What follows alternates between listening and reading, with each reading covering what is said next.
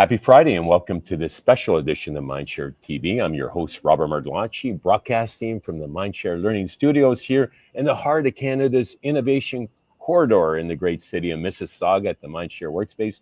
Today, we take a deep dive into the 2024 State of the Nation K-12 e-learning in Canada, definitive annual report capturing trends, challenges, and innovations in digital learning across our vast and diverse, beautiful country of Canada.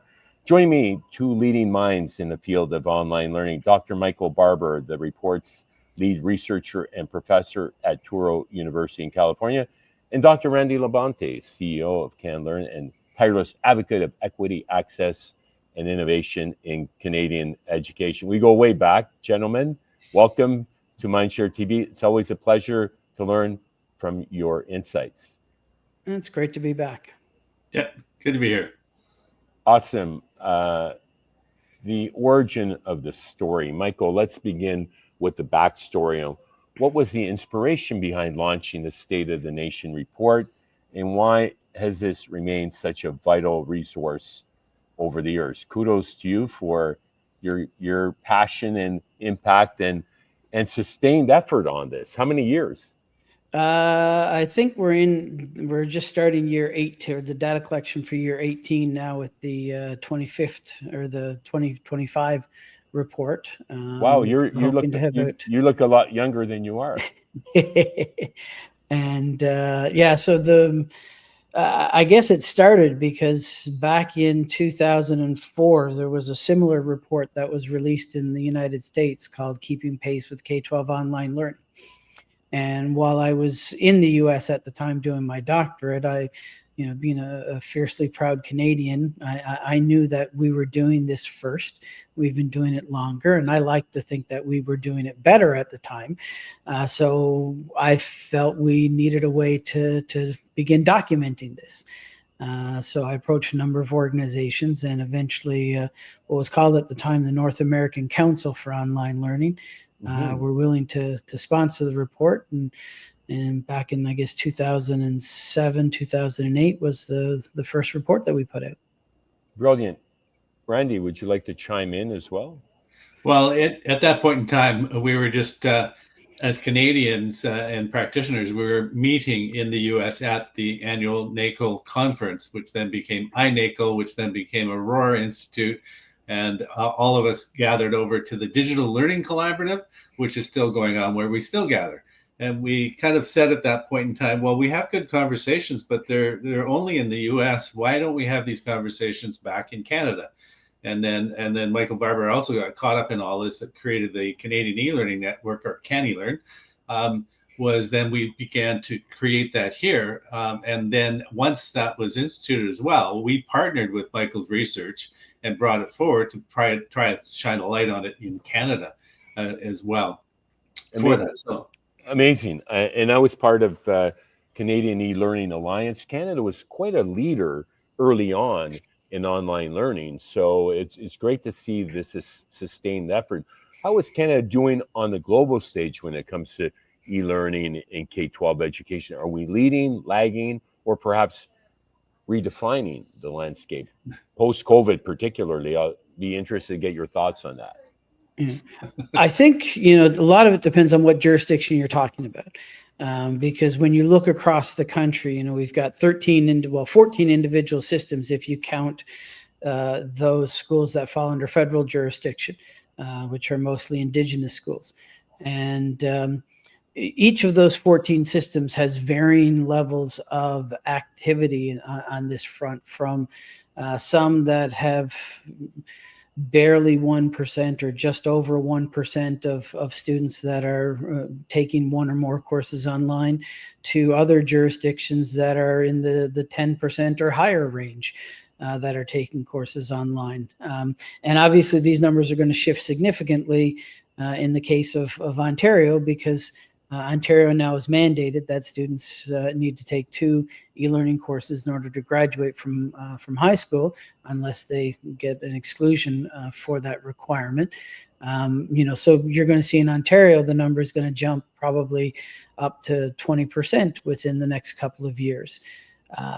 So really, it depends on where you're looking and also what metric you're looking at as well. I just referenced specifically activity, but you're also looking at the way in which different provinces will regulate e-learning to make it more or less favorable, and how it gets funded, and how the oversight that's provided, and whether or not they're actually thinking about what constitutes X in an online environment compared to in a face-to-face environment. And the example I often use is attendance, right? Because let's face it, a lot of schools get Right. funded by the number of students that attend them.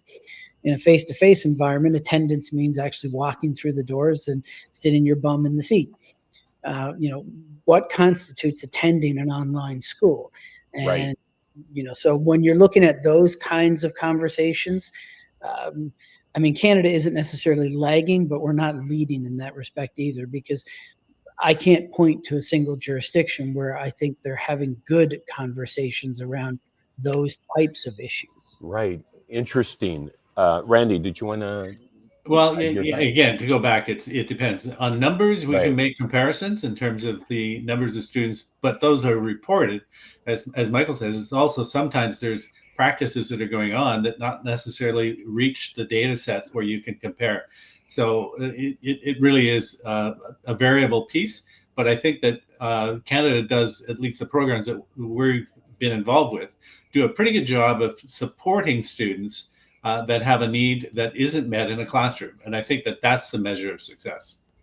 Right. And brilliant. I think, and for the benefit of the viewers, and perhaps if you're just joining us, I'm on with Dr. Michael Barber and Dr. Randy Labonte, and they are the co-authors of the State of the Nation K-12 e-learning in Canada. So I've seen some really great examples. Saskatchewan's been a real leader, and there's talk about a national effort. I'm throwing a curveball question: interprovincial barriers, thanks to our neighbors to the south, are being lifted. Is this a time where we should talk about education? We're talking about pipelines. We're talking about trade. Interprovincially, I can eventually buy wine from BC that I so enjoy. But what about education? For the benefit of the international folks who see this podcast, Canada does not have a national Department of Ed. I think there's a great opportunity, and that came out of our AI Task Force Institute this past week, that maybe it's timely to take a serious look at national collaborative efforts, as we've talked about before. There was an effort out of Alberta where we were going to create this national network. We were all invited to attend, but timing's everything. Thoughts?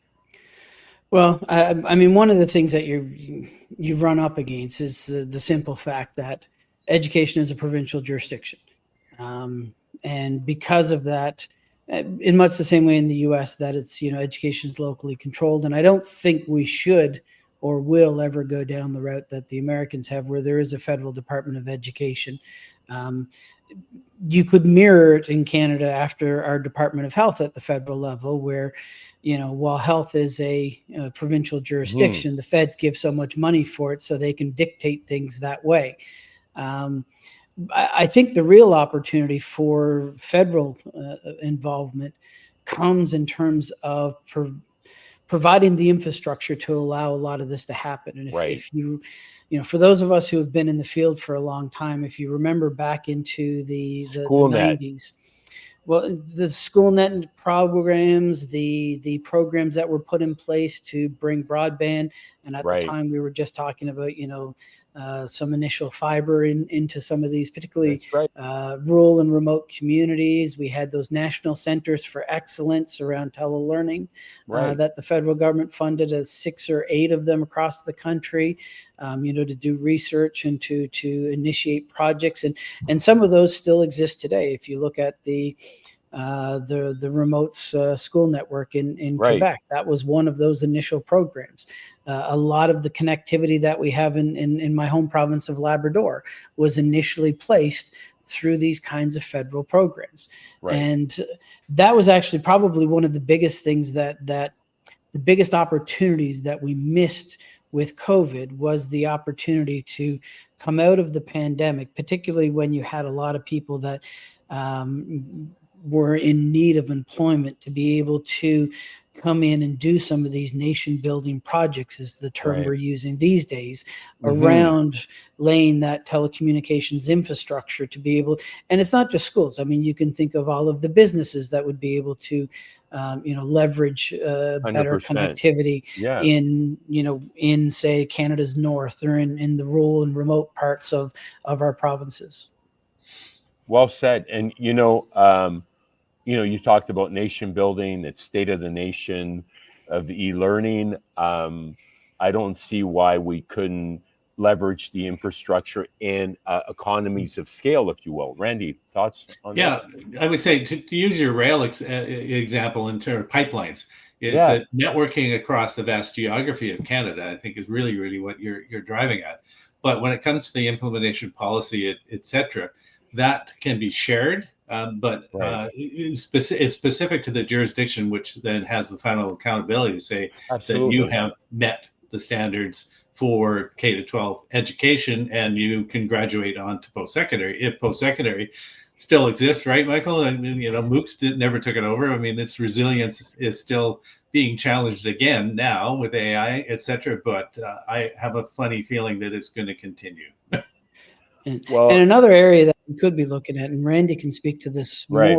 is the ability to share curriculum across provinces. Yeah. Absolutely. The reality is, yes, you want some local flavor, some provincial flavor in your English language arts course, as an example. You want some local examples when you're teaching biology or earth science or what have you. Social studies is probably one that, at least when you start getting into the provincial aspects of it, there's probably not a lot of sharing to have. But when you think of, a chemistry course or a physics course, or pretty much most Yeah. of the math curriculum, what's taught in Nova Scotia at some point is the exact same thing that's taught in Ontario, is the exact same thing that's taught in Manitoba, is the exact same thing is taught in British Columbia. Where it's sequenced, and if it's in the second half of grade 9 or the first half of grade 10, might vary a little, but the content is still the same. And I say Randy can talk to this a little bit better, because Right. we have seen actually a good initiative within the K-12 online learning environment in Western Canada that's been trying to leverage these things. And I'll defer to 100%. Randy to give that example. Yeah. Yeah. Well, to a large extent, I think we're talking about some of the infrastructure things, and my mind casts back to AI. AI is a great infrastructure capabilities around how you can use AI to create content curriculum. So that can be shared across the country. How you use artificial intelligence, as we talked about in the warm up, Robert was talking about baking in artificial intelligence options to support the work that we do as educators. So I Right. think that that's a common denominator, much like pipelines or rail lines or internet connections across the country.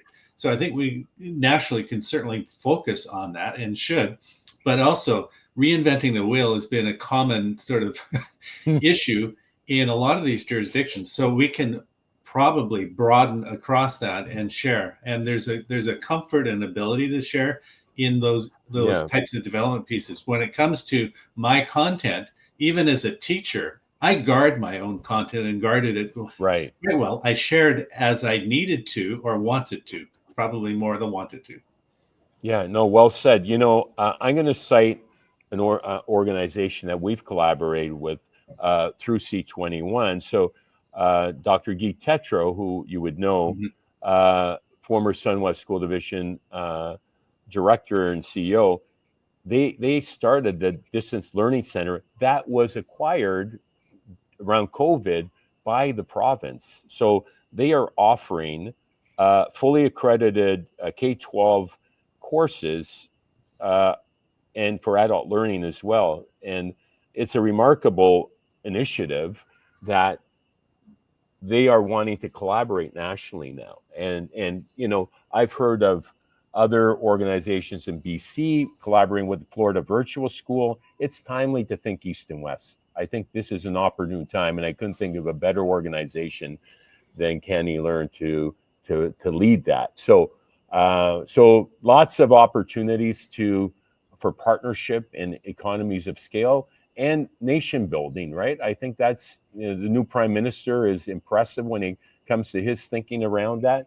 But why don't we dive into some provincial highlights and trends? What are some of the most notable changes or trends that have emerged in the 2024 report? Where there any surprises across the provinces that you see, or territories that stood out? For the benefit of those viewing from outside of Canada, we have 10 provinces and 3 territories, and we're giving away 2 VIP passes to our upcoming Canadian EdTech Summit for those who chime in and make a comment and share today only. Well, I guess I'll get started with some of the trends. The first is that when you look solely at the 2024 report, there weren't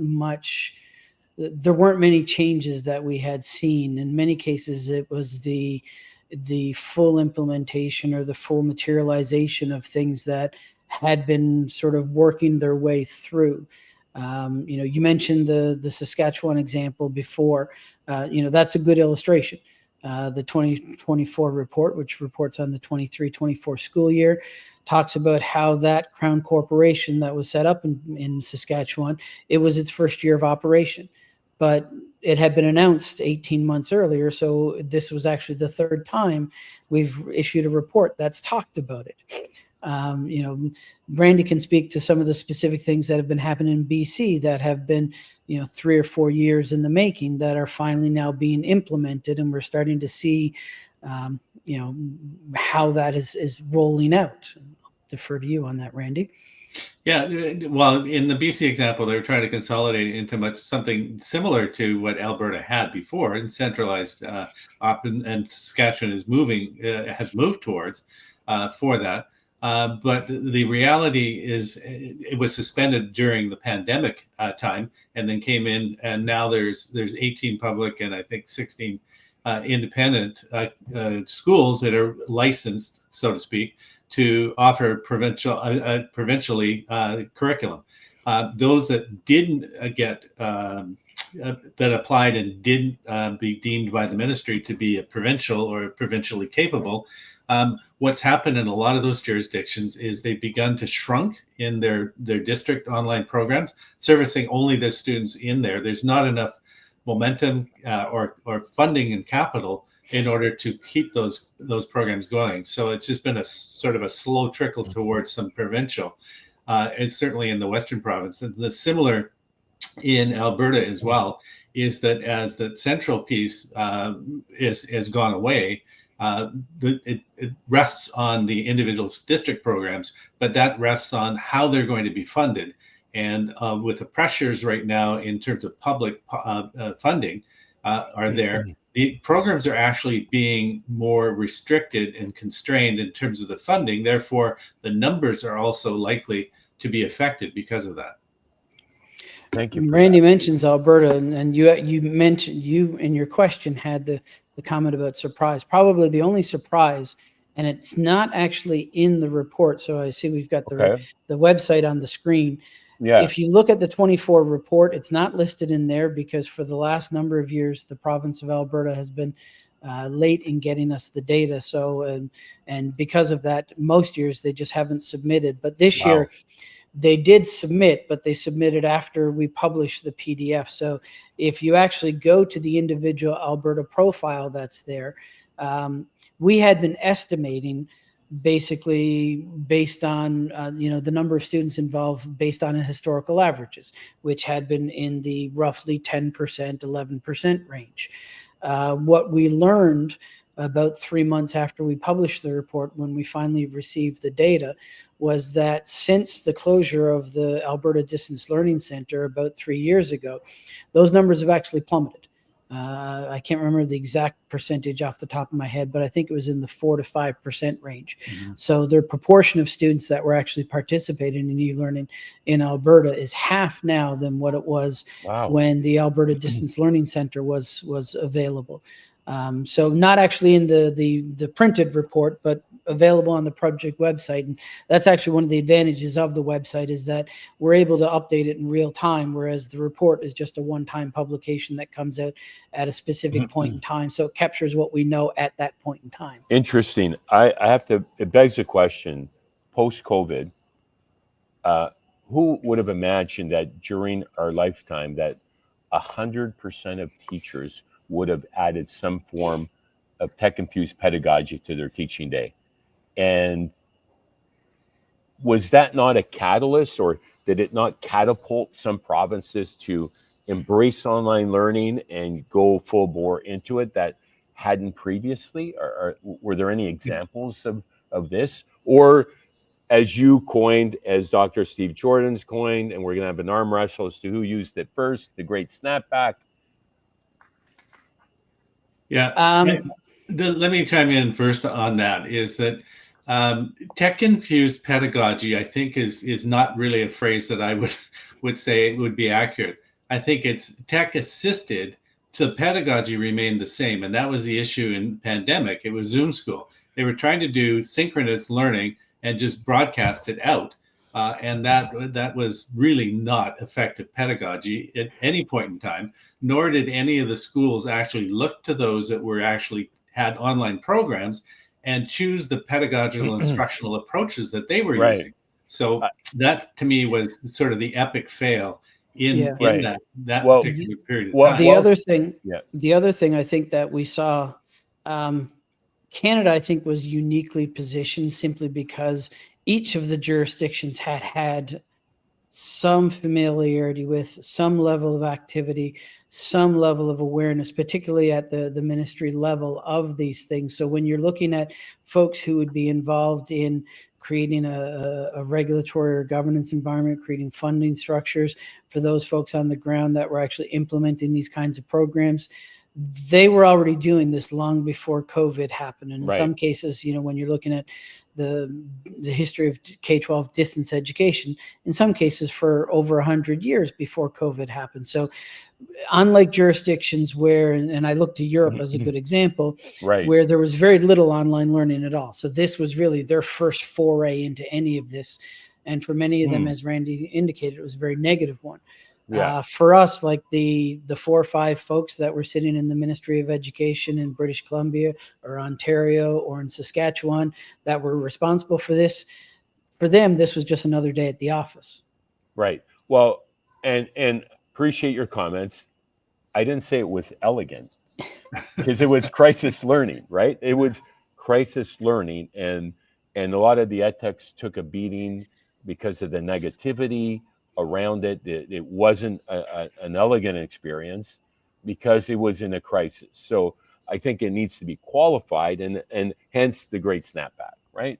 So what's next? I mean, when we look at the numbers, in all honesty, if you were to remove the 2020-21 school year and the 21-22 school year, so the first 2 full school years after COVID started, and if you look at, say, the 3 or 4 years prior to that and the 2 years since that, we've seen just this, a gradual slope of increased activity across the country. And while those 2 years obviously dip up quite a significant amount because of, fear, public health concerns, and that kind of thing, when you look at where we settled back to, it's still on that gradual increase. So we've seen, the proportion of students that are involved in this, the number of programs that are doing this, increase a little bit every single year that we've done this study, and that hasn't changed.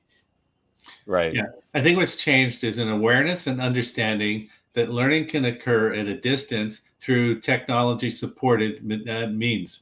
And I think that that's what the takeaway is. And I think there's some other parents and the general public that is aware of how this instructional approach can be done. Fascinating. Now, and let's unpack the whole concept of online learning for a moment for our viewers. I had a wonderful experience, and it was a blended learning initiative. We talk about hybrid learning, you're leveraging online learning in schools. So it's multimodal, right? There are a number of ways to integrate, which oftentimes in schools, students are going into school to do an online course, or they're doing it, choosing to do it remotely. One of the winners of our Schools of the Future Challenge, this kid was like Leonardo da Vinci in grade 4. He was a grade 3 at the time. He created this contraption, leveraging the UN sustainability goals, that was self-propelling solar system that was going through the ocean around the world, picking up plastics and recycling plastics. And it was a model he created, grade 3. But he was fully online in grade 3 in a school district in Ontario. So there are various forms to cater to. Let's remember, the student should be at the center here, right? And meeting the needs of the emerging learner, which is one of the most fascinating times to be in education today, I would estimate, because of where we're at with the tools that are available to us. Upskilling is a huge challenge for teachers, and then throw in AI into the mix. Thoughts, Randy? I think there's two things that happen. There is the immobilization that's created through technology, and artificial intelligence included in that term technology. And I think what it does is it forces educators to have to shift and change. And there's a reluctance and recalcitrance of the bureaucracies to be able to do that. On the other hand, I think that the technology and AI, particularly supported and infused technologies and approaches, can really quite turn learning to be more personalized. But it's the bureaucratic structures that restrict that. So I actually, you asked the question in your pre-warm-up about what do you see in the future? And I see a fractionating of the bureaucracies and the structures. And it's already happening to a certain extent in some of the independent school, private schools programs. They're able to be more flexible and adapt, and they can modify and change policy, which then affected practices. They can drive policy based on practices. So will that happen in our current structure? Because you also bring in the national overview. There's things that we should be doing nationally, cross-provincially. They're restricted by our practices, our policies, and the way in which we define the bureaucracy to support learning. And I think that we're going to see a lot of offshoots come individually, and that might create some level of innovation, I hope, that lasts. Well said, Michael. Well, I mean, looking at this at the program level or at the activity level, you're asking sort of the question of, what do these things look like? And in the same way, if you walked into 10 different classrooms with 10 different teachers, you'd see 10 different sets of things happening. It's the same thing with online learning. You've got some that have a heavy synchronous component and use that quite well. You've got others that are much more particular about how they use their synchronous time, both in terms of their years of experience teaching. I know that when I teach topic X, the students struggle with this, so I'm going to save that for my next synchronous class, and I'm going to do some of this other stuff asynchronously. You've got some that are, completely asynchronous, but it's paced in such a way so you've got a cohort moving through. You've got others that, students are starting. 3 students are starting today, 5 students are starting next week, 6 students are starting next month. So they're all sort of moving on their own. And there are strong pedagogical examples in each of those different sort of versions of online learning, in much the same way that there are good pedagogical examples in just about sort of every classroom out there. I would be remiss if I didn't throw into the equation to add complexity. Hashtag complexity is my one word for 2025. Good word. Faculties of education, preparing our next generation teachers. They're coming in tech savvy, but they're not coming out with the ability to leverage technology in a pedagogically sound way, on average, it seems to me. Thoughts? Well, first, I would actually challenge the assessment that they're coming in tech savvy. When you look at the research around the technological competence of actually the last two generations, it's often described as a mile wide and an inch thick. They have a great surface level understanding and surface level ability to use the technology, but to use it for things that are meaningful and purposeful, in many cases, they're quite lacking. Now, to your question, about faculties of education are doing. Interestingly, when you're on our website, if you click on the research reports, our most recent special report looked at, the research was done pre-pandemic, what faculties of education across Canada were doing with respect to online and blended learning. And what we found was that the vast majority of them were doing absolutely nothing. It was upwards of 70% of them wouldn't even allow students to do their teaching internships or their teaching practicums in an online setting. They had to be done in a brick and mortar setting. How much of that has changed in the last 5 years, I'm not sure. I can tell you similar research out of the US has found that in 2011, there was like less than 2% of universities doing anything with it. In 2016, it was up to about 8% of universities that were doing something related to online and blended learning. And in a study that was actually just released earlier this year, that number is up to about 16 or 18%.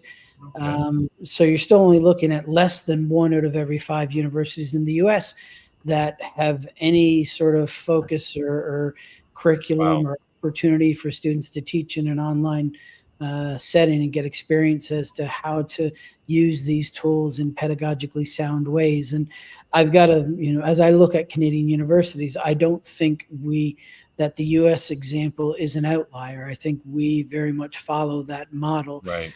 And it's unfortunate because, again, you asked about this idea of earlier about the opportunities COVID presented. I think one of the things that COVID should have shown us was that this is going to be a necessity. Right. Most people forget the fact that my own home province of Newfoundland, right, we had a what they call the once in a generation snowstorm there in January of 2020. Where in the capital region, the entire city was shut down for 2 weeks. School was shut down for 2 weeks. Right. And there was no ability to move over to online at that point. And then it was only 4 weeks later and COVID came around. If you look at, everything from the wildfires that we're seeing right now to, increased climate induced weather conditions to, natural disasters that are happening to while it doesn't impact Canada, you look at other jurisdictions, when you look at, war related things, the number of things that will disrupt a school system and require alternate ways to educate kids beyond bringing them into a brick and mortar environment is just continuing to increase. And it's going to be the same and just get worse. So why faculties of education really aren't putting this at the forefront? Right. Because, even if there's never another COVID-19, there are parts of Alberta that would quite well benefit from doing remote learning right now because of the measles outbreaks that we're seeing there. Or mass fires, right? That shut down cities and towns, right? Well, even if the fire is not there, I mean, you think about the air quality that you have and not being able to, you guys are just heading back to school now in the next couple of weeks. Every single school in your province right now is still going to be using air conditioning. If there's smoke in the air and particulates there, they can't turn on the air conditioning. Unfortunately, a lot of them don't have air conditioning, believe it or not. So. Do you really want a kid in a room that's a luxury in 28, 29 degrees Celsius? Right. Randy, over to you. Thoughts? Yeah, I would concur that the lessons of the pandemic still have just been ignored. Call it the snapback. Talk about anything. We're comfortable, and the new experiences are just brushed off as an anomaly. In reality, if you look historically, they're not. There are continuous events that are going to be happening. And to go back to the post-secondary world, which I have been skirted a part of to a certain extent, the drive is not there. It's very much more bureaucratically traditional than even K to 12 in many aspects.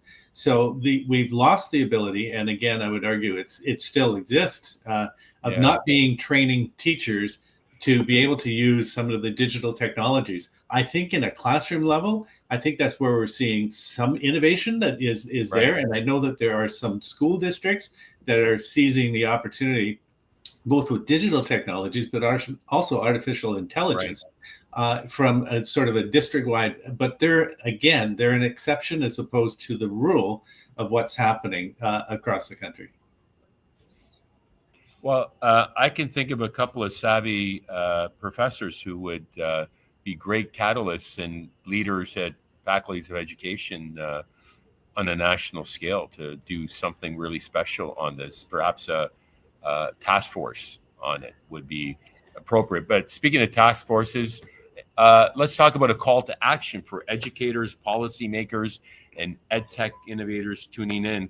What's your call to action based on the findings of this report? We need to be bolder. We need to embrace our new prime minister's nation building mindset. Let's be bold. Let's think out of the box here. Well, I'll start with one that actually picks up on what we were just talking about. Yes, it's great to have some individual faculty that are pushing the envelope on these things, and the instances that we've seen faculties of education do things in this area, it has been because of individual faculty members that have been pushing it. Unfortunately, it's almost always done at the graduate level. So it's for folks that are, already teaching, that are coming back to get a master's degree, which we're lucky that Canada actually has one of the higher proportions of teachers that do that. But in order for it to get incorporated into the initial preparation, that pre-service teacher training, each of the provinces have these standards boards that decide, that the students, incoming teachers need to have, X, Y, and Z as a part of their training. Until those boards start saying that, they need to have experience with online learning, they need to be able to incorporate these things in both their online and face-to-face teaching. The last time I was in a K-12 classroom myself as a teacher was, back in 2003. And I remember I had access to a learning management system back then, that I could enroll my students in, that I could put content in. Here we are now 20 plus years later, and I challenge you to find any pre-service teacher program across the country that has even a single lesson that shows teachers how to design and deliver content in a learning management system. Wow. Randy, call to action, bold initiatives needed. What's on your mind?